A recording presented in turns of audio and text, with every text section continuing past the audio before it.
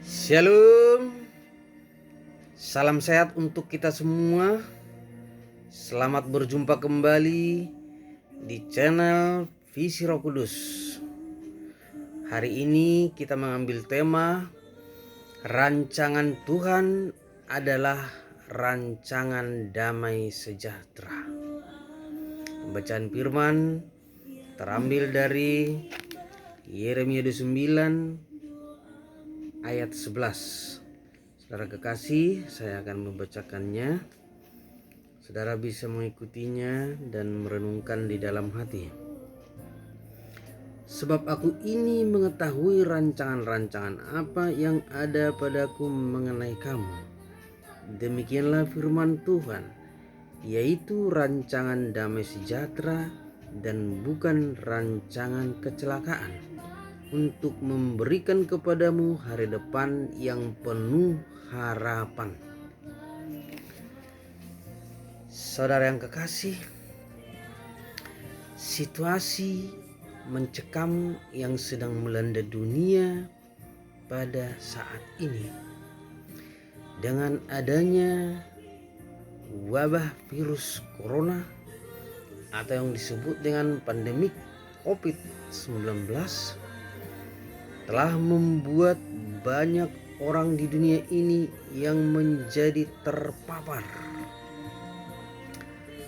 telah menjadikan orang-orang di dunia ini menjadi serba salah, menjadi cemas, was-was, bahkan rasa ketakutan yang sangat luar biasa. Saudara yang kekasih, sebenarnya jika kita mau berpikir jernih dan selalu berpikiran positif terhadap Tuhan, maka sebenarnya dengan adanya situasi-situasi sekarang ini, kita justru harus bersyukur dan berterima kasih kepada Tuhan, karena kita umat kesayangannya sedang ditegur, sedang diuji, dan sedang diingatkan oleh Tuhan atas segala kesalahan dan dosa-dosa yang kita perbuat selama ini. Seperti yang kita bisa lihat dan kita bisa baca di Efesus 5 ayat 15 sampai dengan 17.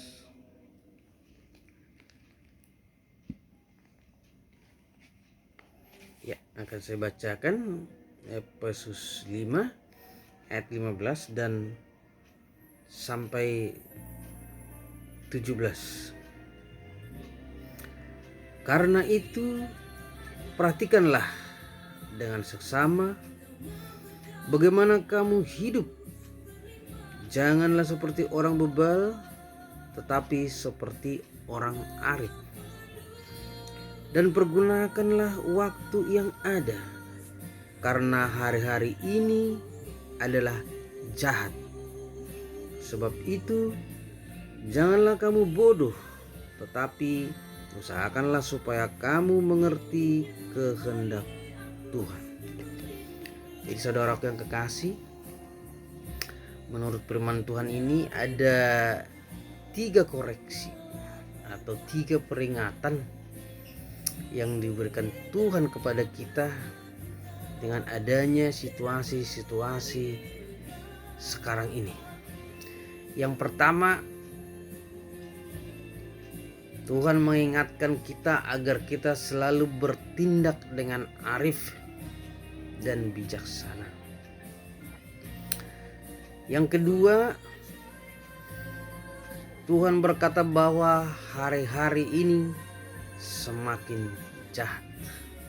Saudara yang kekasih, lebih jelasnya kita bisa baca di 2 Timotius 3 ayat 1 sampai 5.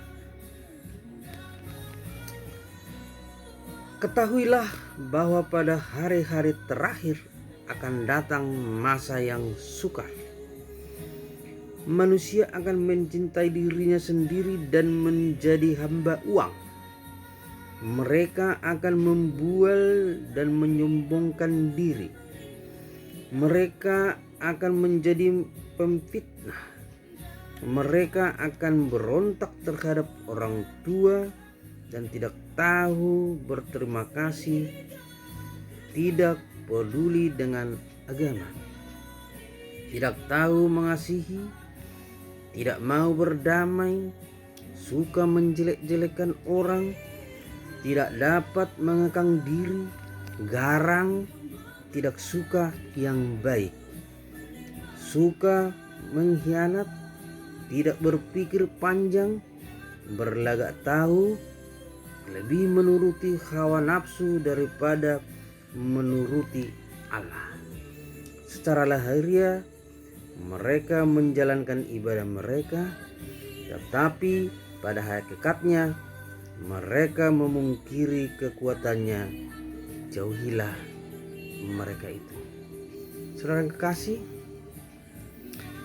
ini semua sebetulnya adalah penggenapan firman Tuhan, bahwa tanda-tanda itu sudah semakin jelas terlihat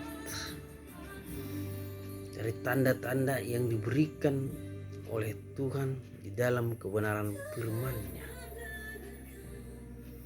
Dan yang ketiga, saudaraku, yang mau diingatkan Tuhan dengan firman inilah, seruan Tuhan adalah jangan bodoh, tetapi harus mengerti kehendak Tuhan. Saudaraku yang kasih, ini sesungguhnya semua apa yang terjadi ini adalah kehendak Tuhan. Berarti diizinkan Tuhan.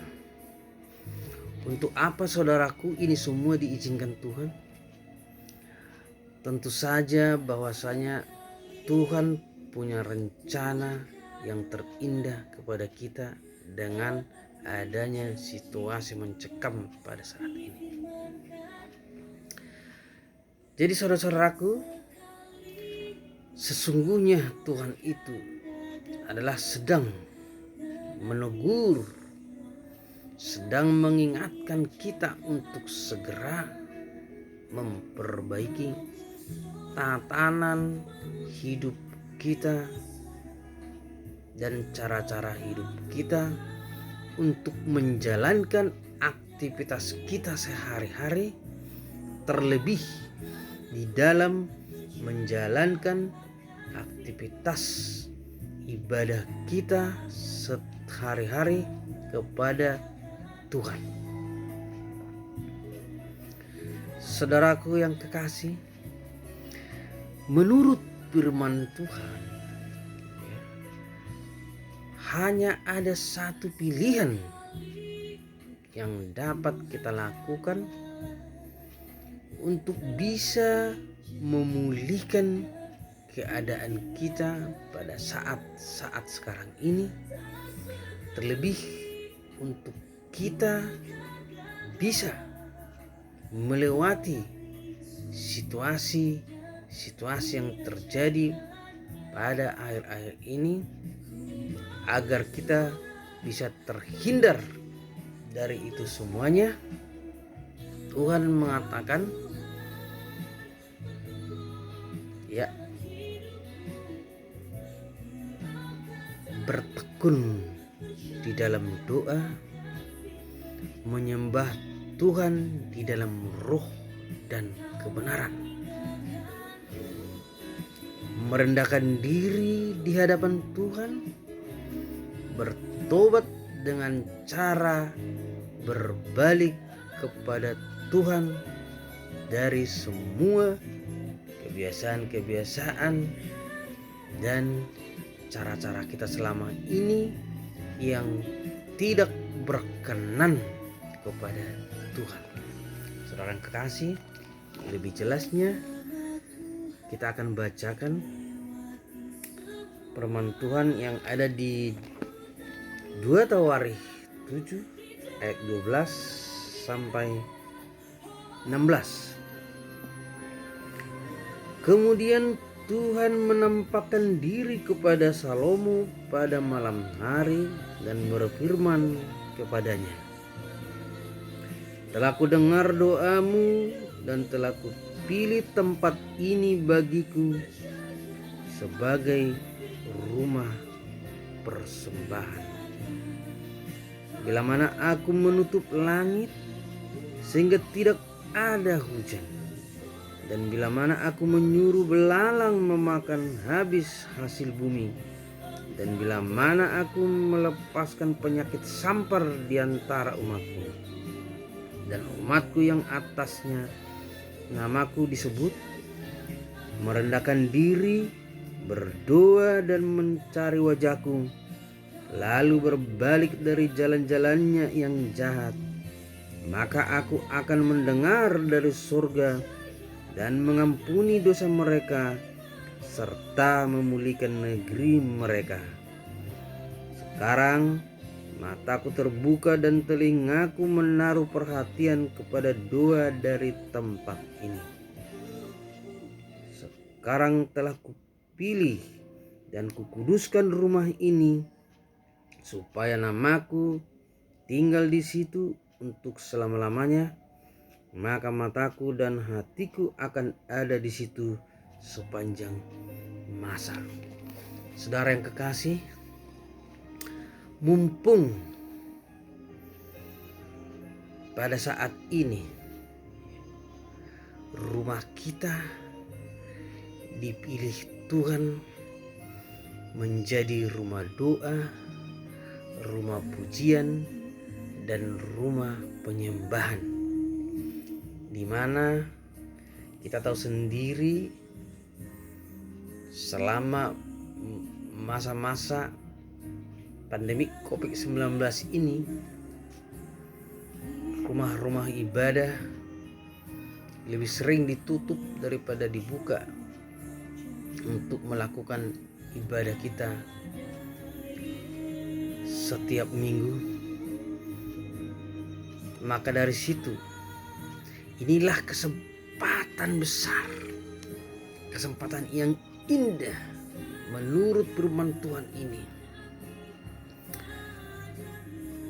karena rumah kita sudah dipilih Tuhan menjadi rumah doa, rumah pujian, dan rumah penyembahan.